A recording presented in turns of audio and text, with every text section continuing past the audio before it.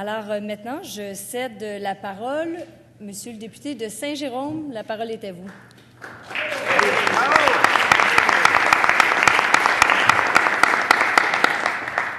Merci, Madame la Présidente. Alors, comme nouveau député de Saint-Jérôme, je prends la parole au Salon Bleu pour la première fois avec émotion. Alors, permettez-moi tout d'abord de remercier les Jéromiennes et les Jéromiens qui m'ont fait confiance à l'élection du 1er octobre dernier, ainsi qu'à mon chef, le premier ministre, pour m'avoir permis de porter les couleurs de l'équipe du changement lors de ce scrutin.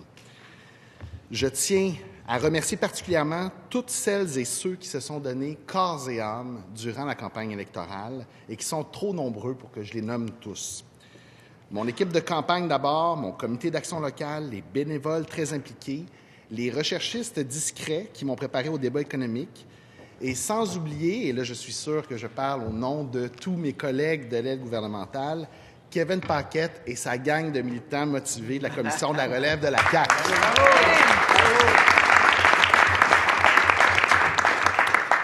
Je souhaite aussi souligner la qualité du travail de tous ceux et celles qui travaillaient à la permanence, à l'organisation, à la recherche, au contenu. Contribuer à cette recherche, pour moi-même, a aussi été une fierté, surtout aux côtés d'une telle équipe. Parce que c'est ça, surtout, la Coalition Avenir Québec. Ce n'est pas une coalition que de nom, c'est une pratique qu'on met en application. C'est une équipe de formidables militantes et militants. C'est une formidable équipe de candidats et de députés. Et je tiens d'ailleurs à adresser une petite pensée à certains d'entre eux, dont la députée de Prévost, qui est venue m'épauler à maintes reprises dans mon comté. Aussi aux députés de Deux-Montagnes, de Mirabel, de Blainville, qui ont constitué l'avant-garde laurentienne, et aux députés de Chutes-de-la-Chaudière, de la Pelletrie, de Repentigny, de Nicolet-Bécancour, de Masson, de Montmagny, qui m'ont donné des précieux conseils à mon arrivée en politique. Alors, c'est très apprécié. Merci beaucoup à vous. Saint-Jérôme est une ville riche en entrepreneurs, une ville riche en organismes communautaires, une ville riche en histoire et en culture, en idées, en potentiel, bref, une ville riche en avenir. Nous avons, au Québec comme à Saint-Jérôme, l'ambition d'un Québec prospère. À ma mesure, je souhaite contribuer à sortir de la République du statu quo qui a trop longtemps duré. Comme le soulignait le premier ministre, nous sommes les descendants de gens audacieux, enthousiastes et dynamiques. L'histoire de Saint-Jérôme et de son fameux curé Labelle en est un exemple inspirant et je crois sincèrement que nous pouvons retrouver cet élan. Dans le discours d'ouverture, je crois qu'il y a le cœur de la voie qu'on a choisie à la Coalition Avenir Québec. Il y a près de 20 ans, j'ai fait la connaissance d'un ministre de l'Éducation comme on n'en avait jamais vu. Et c'est donc avec une très grande fierté que je suis ici aujourd'hui aux côtés d'un premier ministre de l'Éducation. Bravo.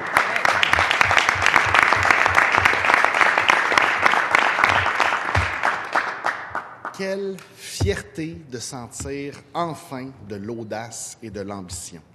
Et à titre d'adjoint parlementaire à l'enseignement supérieur, je suis particulièrement fier de pouvoir contribuer au redressement national en éducation.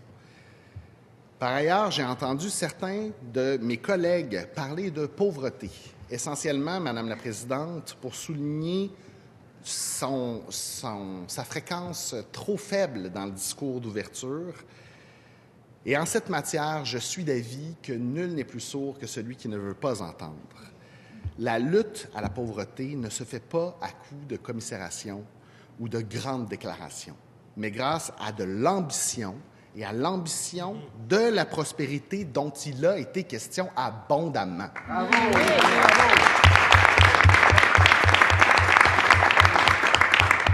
Certes, les projets économiques doivent se faire dans le plus grand respect possible de l'environnement, tous en conviennent, mais rappelons pour mémoire que lorsqu'il est question de développement durable, il y a encore question de développement, soit d'améliorer le sort de sa communauté, d'améliorer son propre sort, d'améliorer le sort de ses enfants.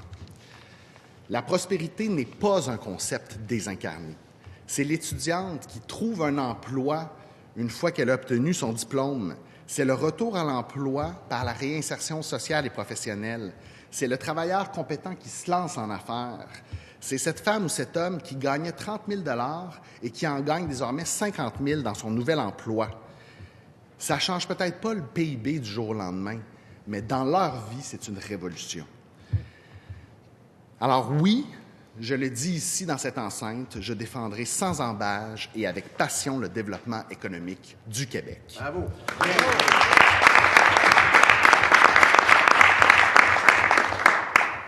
J'espère que nous serons tous sensibles envers ceux et celles qui se battent pour améliorer leur sort et celui de leurs enfants, afin de léguer davantage aux générations qui suivent, afin que demain soit meilleur. Ce qui m'amène, Madame la Présidente, à remercier une dernière personne, celle qui m'a élevé seule, celle qui a tant investi dans mon éducation, qui a tant fait de sacrifices sans jamais s'en plaindre. Ma mère est mon inspiration dans ma vie personnelle et dans cette nouvelle fonction qui est la mienne. Puisse son exemple me guider afin de devenir le meilleur ambassadeur possible pour Saint-Jérôme et pour ce gouvernement. Merci, Mamsie. Merci à vous tous.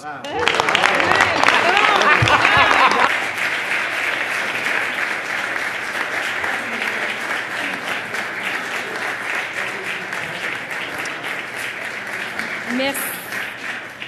Merci, Monsieur le député de Saint-Jérôme.